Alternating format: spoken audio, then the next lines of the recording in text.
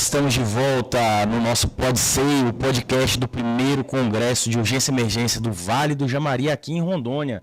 Eu sei que tem gente de um monte de lugar assistindo a gente aí, tá? Um abraço pro pessoal da Bahia, pessoal de São Paulo, outros estados que estiverem consumindo aí o nosso conteúdo, acompanhando nossas palestras pelo link ao vivo, né, do Congresso. E aqui é o nosso podcast, onde a gente faz algumas perguntas que talvez sejam as dúvidas de vocês aí que estão nos assistindo nesse momento. Hoje eu tenho a honra, o prazer de entrevistar aqui a doutora Amanda Luiza, ela é médica do SAMU, é diretora clínica da UPA aqui de Ariquemes, trabalha na UTI do Monte Sinai, já ela vai falar mais um pouquinho, porque essa mulher ela é polivalente. E o doutor Paulo Ricardo, ele é CEO da Ineuro, em Ji-Paraná. O homem é fera, tá? Neurologista, neurocirurgião, tá aqui com a gente. E doutora Amanda, bom dia, seja bem-vinda. Fala um pouquinho para quem está assistindo aqui na câmera, doutora. Olha para o público e fala para a gente, quem é você? Bom, eu sou a doutora Amanda, não nasci aqui em Ariquemes, mas fui criada. Fui criada aqui, nasci em São Paulo, fui criada aqui. Saí para estudar fora, estudei na Bolívia, saí em 2014, passei a pandemia lá na Bolívia. Voltei para o Brasil em 2021, revalidei em 2022 e comecei a trabalhar aqui em Ariquemes. A princípio, eu iniciei a minha carreira na UTI, trabalhando em terapia intensiva. Acho que nesse cenário de Covid era o ambiente que mais ofertava emprego na época, né? Então, e já era minha paixão, sempre foi o meu vislumbre de atuação, sempre foi na terapia intensiva. Então, graças a Deus, eu consegui me desenvolver bem nessa área. E aí depois foram surgindo novas oportunidades de emprego na prefeitura, e aí foi indo para o SAMU, para a UPA e afins. Atualmente também como professora acadêmica da FAR e trabalho também fazendo perícia, olha só. Que legal, coisa. Que legal. E o doutor Paulo Ricardo, fala pra gente, quem é você? Cara, difícil, hein? Paulo Ricardo por Paulo Ricardo. Bom, eu sou neurocirurgião, né? Sou nascido em Ji-Paraná. Fui muito cedo embora do estado para estudar. Com 17 anos eu passei no curso de medicina, em Tocantins. E tive a oportunidade de fazer uma extensão para Campinas, onde eu tive contato com a neurocirurgia. Na verdade, a neurocirurgia sempre foi um sonho de criança. Lá é um grande serviço, então conheci grandes neurocirurgiões do país, ali em São Paulo. E acabei me apaixonando ainda mais pela profissão, pela especialidade. Graças a Deus fui abençoado e consegui minha vaga no estado de São Paulo mesmo. Passei em Campinas e São José do Rio Preto, mas em Campinas foi onde eu fui fazer minha residência. Me tornei neurocirurgião em 2018, em março de 2018, com grande ênfase na parte de coluna, mas também fazendo cirurgia com paciente acordado, tumores cerebrais, nervos periféricos, né? Mas sempre tinha uma questão, fico em São Paulo ou volto para Rondônia, né? Resolvi ficar em São Paulo um tempo a mais, fui fazer especialização, de novo, uma subespecialização em cirurgia da coluna e cirurgia na medula espinhal, e fui também abençoado e fui admitido no Hospital das Clínicas da Faculdade de Medicina de São Paulo, na USP de São Paulo, onde eu passei com 1 ano fazendo só cirurgia de coluna e medula espinhal, com grandes neurocirurgiões de lá. Foi uma experiência magnífica. Depois também fui fazer dor no Hospital Sírio-Libanês, no Instituto de Pesquisa do Sírio-Libanês. Passei 1 ano também, onde eu fiz a pós-graduação em dor e fiz também intervenção em dor. Depois que eu terminei minha formação, eu fiquei na região de São Paulo, onde eu participei de grandes grupos ali, Sorocaba, Jundiaí, São Paulo, Campinas, Limeira, essa região toda ali. Eu fiquei como preceptor de alguns serviços de residência. Tive a oportunidade de ensinar novos neurocirurgiões, né, residentes na época, que hoje são amigos, colegas aí espalhados no Brasil todo. Mas aí em 2021, ali, acho que estava na época da pandemia, né, eu já estava cansado da correria de São Paulo, né, já tinha conseguido tudo que eu queria, vamos dizer assim, no âmbito profissional. Resolvi montar um serviço de neurocirurgia em São Paulo, em Ji-Paraná. Comprei material, microscópio, todo o material para fazer microcirurgias. Era uma coisa que eu via que não existia ali, esse grau de qualidade na realização dos procedimentos. E eu investi nisso, né? Trouxe ali a microscopia eletrônica, comprei o microscópio Zeiss alemão, Comecei a fazer os aneurismas cerebrais, que eram antes pacientes que eram mandados embora, os tumores medulares, a qualidade da cirurgia da coluna aumentou, né? Acabei forçando toda a região a também melhorar a qualidade. Então, hoje, eu trabalho ali quase que exclusivamente em Ji-Paraná, atendo também Ouro Preto, e consigo hoje ajudar a população local ali com cirurgias da coluna e tumores cerebrais, aneurismas cerebrais, tudo que você imaginar da área da neurocirurgia. Fantástico. Isso é muito bom porque assim, a gente vê a gente passa a conhecer os médicos que nós temos, que às vezes são como que eu posso colocar? A gente acha que só tem lá em São Paulo. Não, a gente tem excelentes referências aqui no nosso estado. A gente tem excelentes médicos aqui. E hoje eu vejo que esse congresso está trazendo essas referências para a gente, né? Temos aí os profissionais da saúde do Vale do Jamari, temos os acadêmicos de medicina, de enfermagem, alunos dos técnicos de enfermagem, que olham para vocês e tem vocês como referências, como exemplo. Às vezes tem gente que veio só para ver vocês dois falando hoje de manhã. Tem gente que veio porque não queria perder a palestra do Dr. Paulo, da doutora Amanda. E assim, como que é essa sensação de estar aqui nesse congresso? Porque um dia a gente estava como ouvinte, a gente era plateia, né? E hoje, essa responsabilidade de, sim ou sim, serem referências para nós. Para nós. Quando eu ligo para o SAMU, alô, quem fala? Doutora Amanda. Graças a Deus a doutora Amanda. Doutora, me ajuda. Entendeu? O doutor é mais da área particular. Então, assim, como que é para vocês essa sensação? Porque para os acadêmicos, amanhã pode ser eles ali. Como que é? Explica pra gente o sentimento, doutora. Olha, é um prestígio muito grande estar participando de algo que está fazendo história. Por ser o primeiro congresso, né, do Vale do Jamari, é algo que vai ficar marcado. E acho muito interessante. Quando o Marconi me chamou, eu falei, poxa, Marconi, eu vou acrescentar o quê num congresso? Meu Deus do céu! Porque realmente a gente vai para fora. Eu participei do Congresso Brasileiro de Terapia Intensiva, Mineiro de Terapia Intensiva, participei do Congresso de Cardiologia. Então, é algo que realmente eu pensei, poxa, o que eu vou ter a acrescentar? O que eu vou ter para falar de tão interessante, de tão importante? Mas quando a gente vê no nosso cenário que nós estamos crescendo, que aqui no Vale do Jamari nós somos a referência dos outros municípios, né? Não somos a capital, mas dentro do Vale do Jamari somos a referência. E temos o intuito de crescer, de melhorar o nosso serviço, de trazer... Estamos com polos acadêmicos aqui. Sim. Então, é algo assim... Me senti muito lisonjeada, mas ao mesmo tempo amedrontada com essa responsabilidade de trazer um tema muito relevante, de uma prevalência clínica muito alta, que eu trouxe o AVC isquêmico. Eu que já trabalhei na Porta, que já trabalhei na UPA, sei o quanto é prevalente, trabalho na UTI, recebo esses pacientes que vêm, né, da UPA para lá, o quanto é um tema importante, prevalente. E o manejo, às vezes, fino, os detalhes, o refinamento que é necessário e que não passa mais batido, que tem que ser bem tratado e que hoje a gente tem bons desfechos. A gente está no interior do estado de Rondônia, tratando pacientes graves e com bons desfechos clínicos. Sim. Então, isso é um conjunto, assim, de um crescimento da saúde do estado e da nossa região.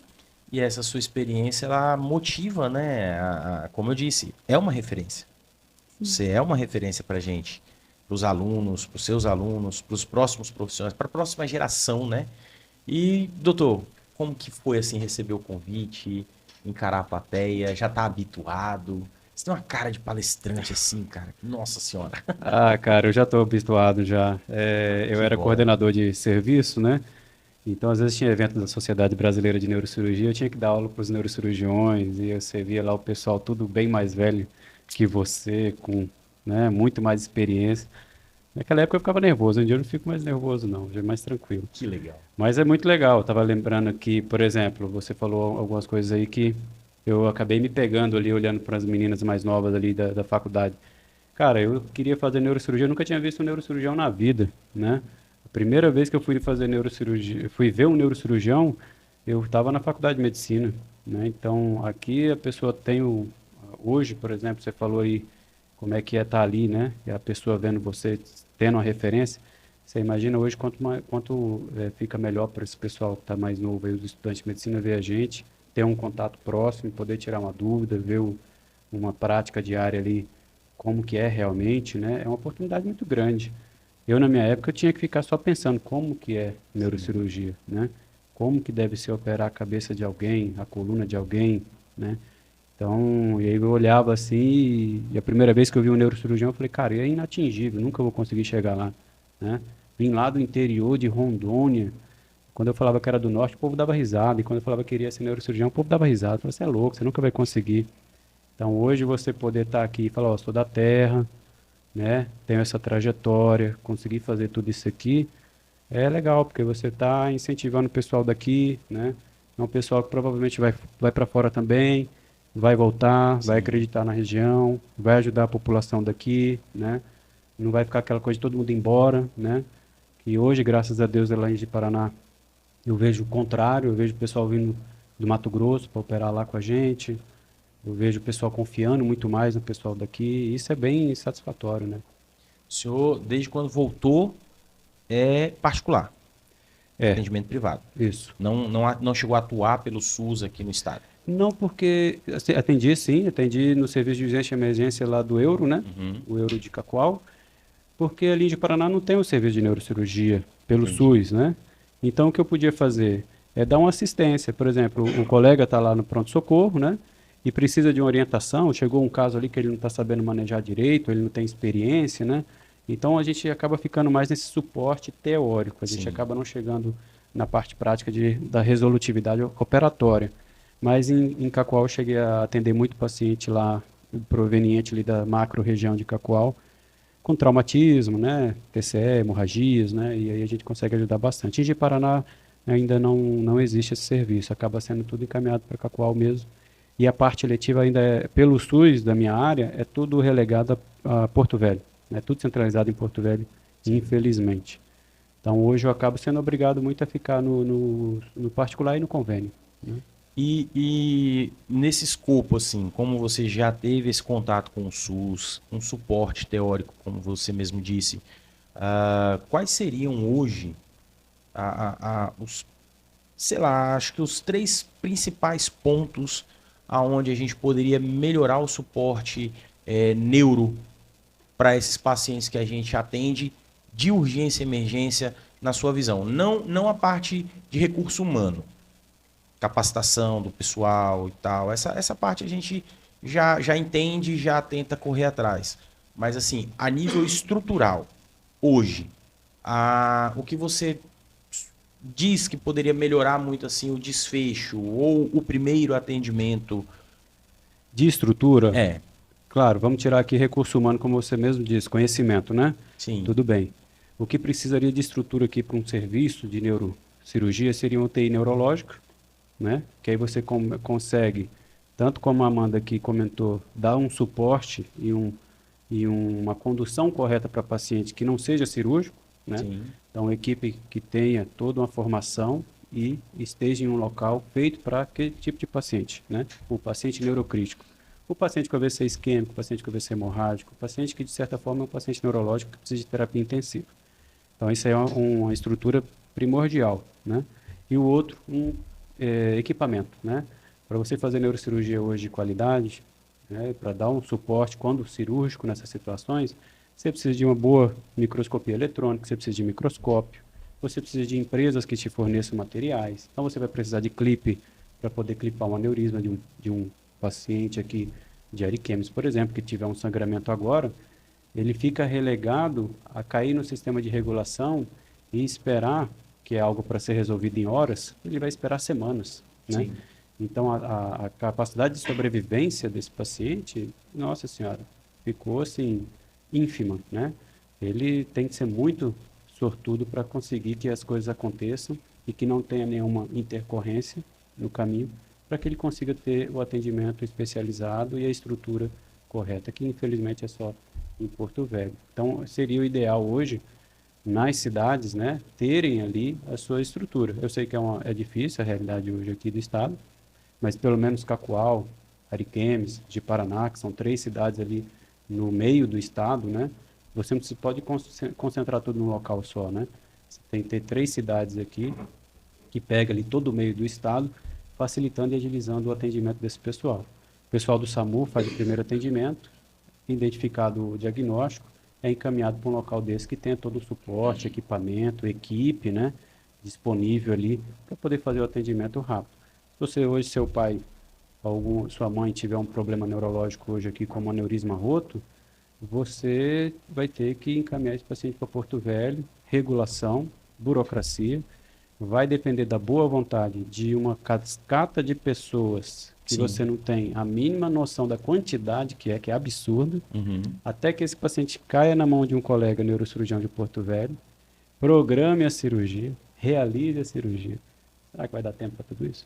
Sim. E é importantíssimo você ter tocado nesse ponto, porque assim, a gente que está na ponta, tanto no pré-hospitalar quanto no intra, a doutora Amanda aqui como diretora da UPA também vivencia muito isso. A questão do questionamento da população que a gente atende, né? E agora eu direciono a pergunta para a doutora. Assim, a gente tem toda essa questão, tanto de regulação, porque sim, existe a parte burocrática, a gente não tem leitos esperando, a gente tem leitos ocupados, né?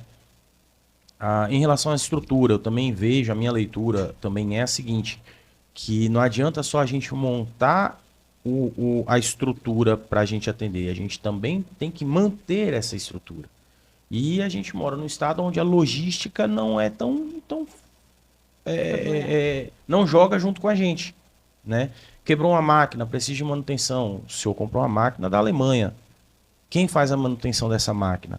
Em quanto tempo essa máquina chega? Quantas cirurgias vão estar paradas? São informações que talvez a população não tenha o conhecimento, né?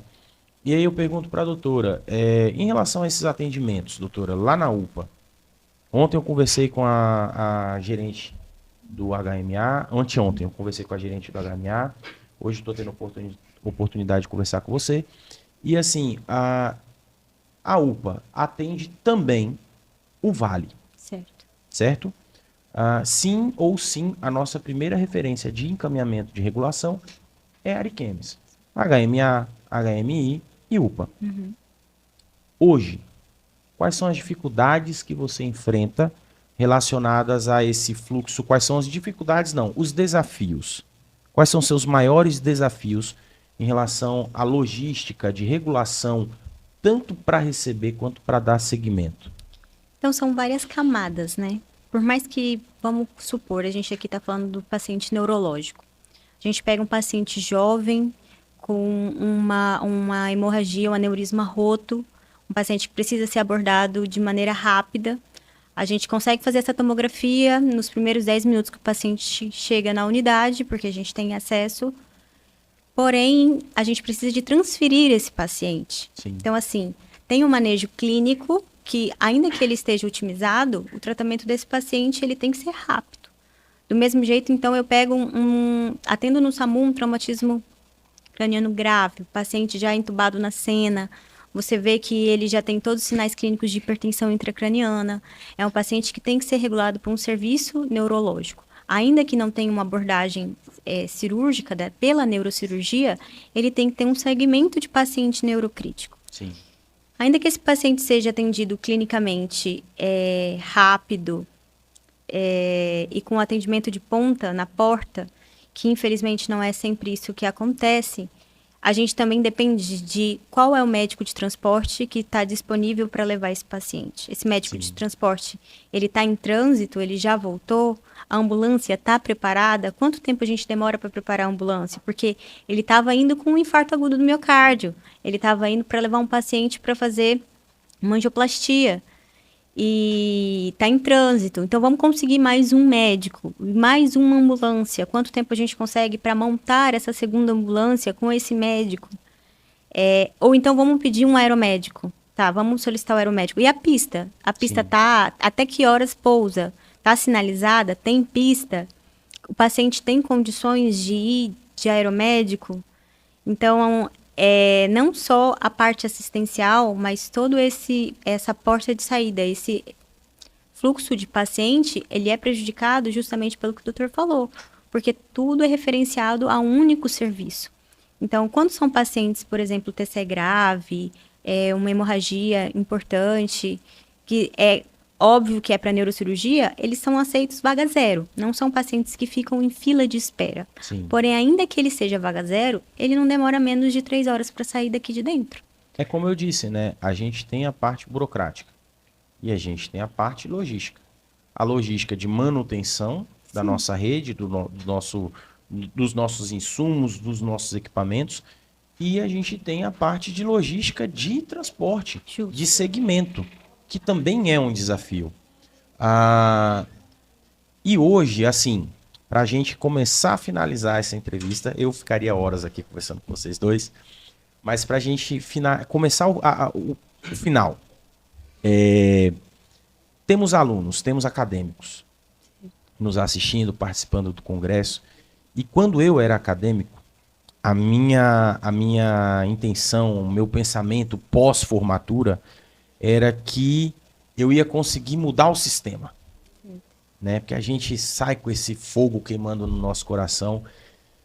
Um conselho da doutora Amanda para os futuros acadêmicos, ou para os futuros profissionais, né? Os atuais acadêmicos, futuros profissionais. Não é nem só um conselho, mas pegando o gancho do doutor, é uma vivência. Quando você traz um serviço, seja ele cirúrgico, seja ele clínico, de qualidade, você obriga que essa régua seja elevada. Quando você começa a elevar a sua régua, você começa a ser um profissional melhor, ali no pouquinho, ali atendendo na porta, fazendo o seu, mas fazendo o seu melhor, fazendo o seu prontuário de qualidade, com os registros clínicos, indo até a direção, buscando os direitos do paciente, porque quando o paciente está ali na sua mão, é você que tem que lutar por ele. Sim. Se você não lutar pelo direito daquele paciente a ter a assistência que ele precisa, se você se acomodar com o fluxo, demora mesmo.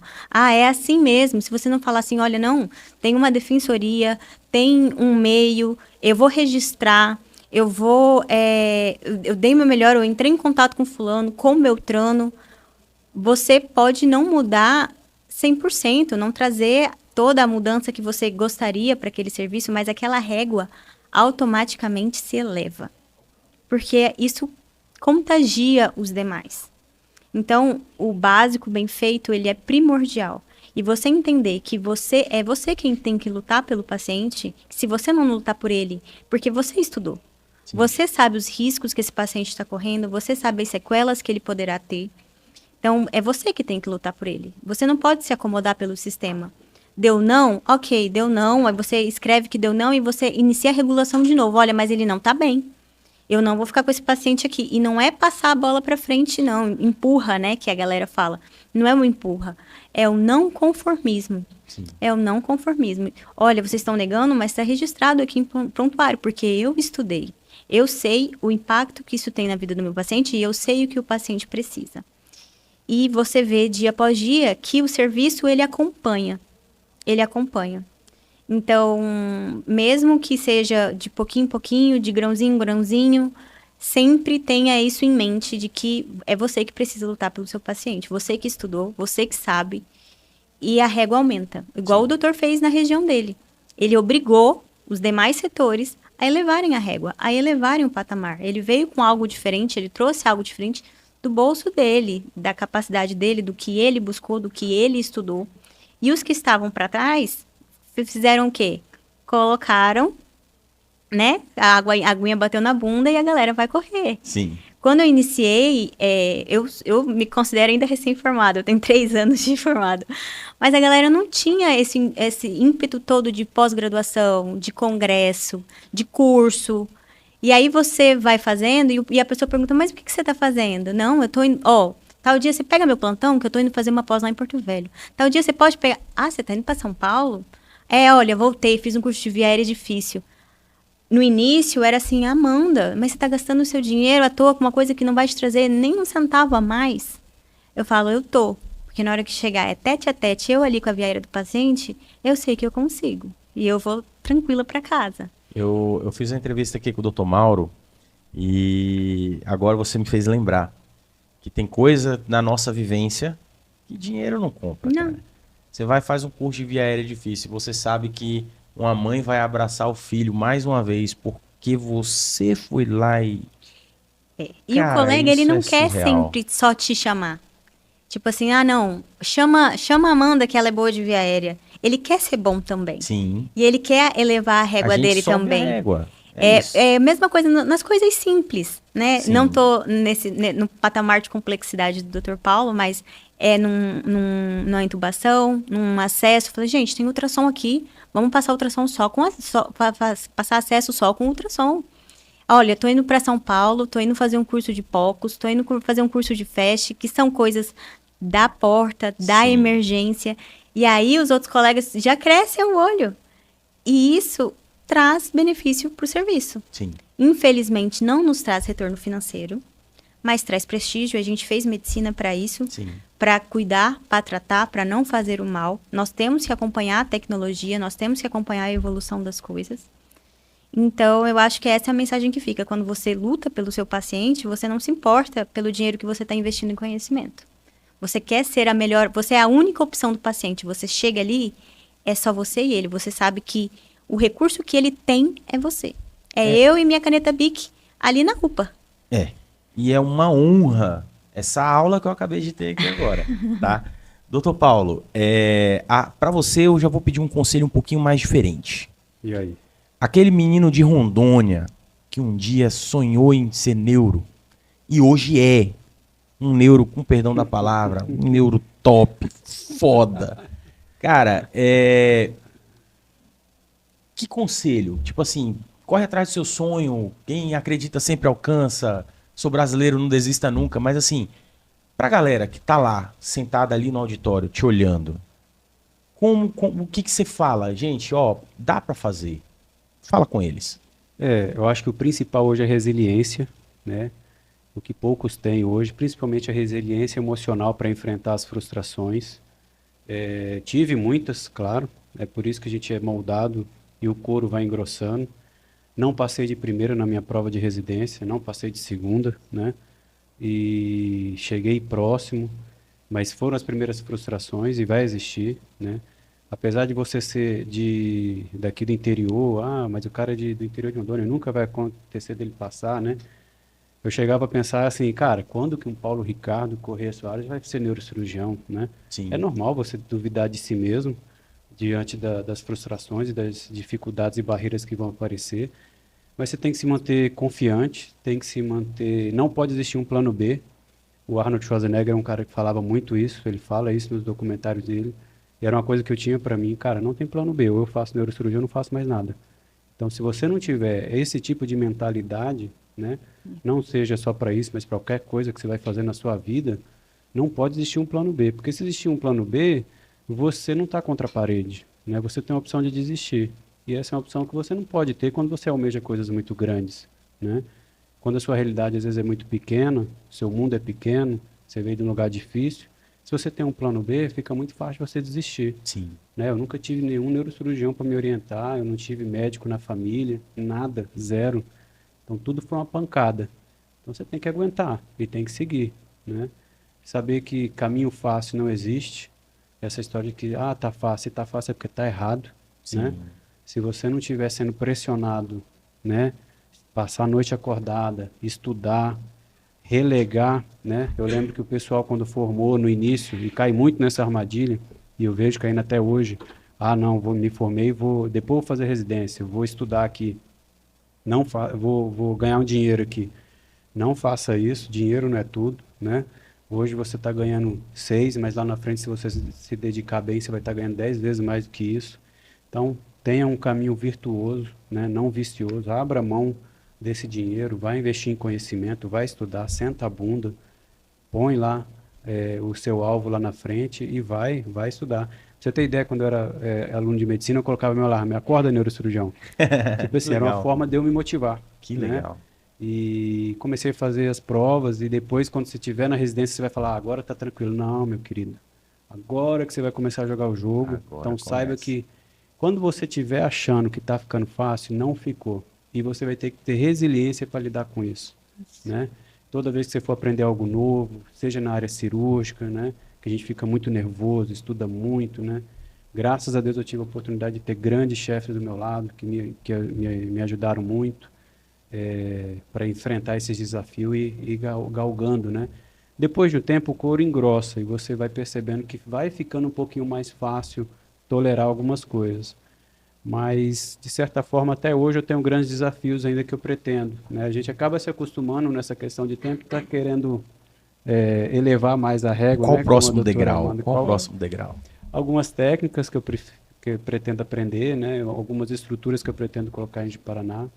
Então, o que eu deixo aí para a pessoa é acredite em si, saiba que o caminho não é fácil, tenha resiliência para lidar com as frustrações, que é o principal hoje, para não desistir, e acredite, né? Se você não acreditar e não for e ser resiliente, você não vai conseguir. Então, se não existe outra forma que eu vejo hoje. Gosto muito dessa área, vejo muitos documentários, admiro muito pessoas que venceram, né? E eu vejo que todas foram dessa forma, não existe, a fórmula está aí, né? Cara, que maravilha. Pessoal, é isso. Eu conversei com a doutora Amanda Luiza e o doutor Paulo Ricardo. Você que está assistindo a gente agora, deixa seu like aí nesse vídeo, compartilha com o colega para conhecer esses dois médicos sensacionais aqui de Ariquemes, de Ji-Paraná, do estado de Rondônia, né?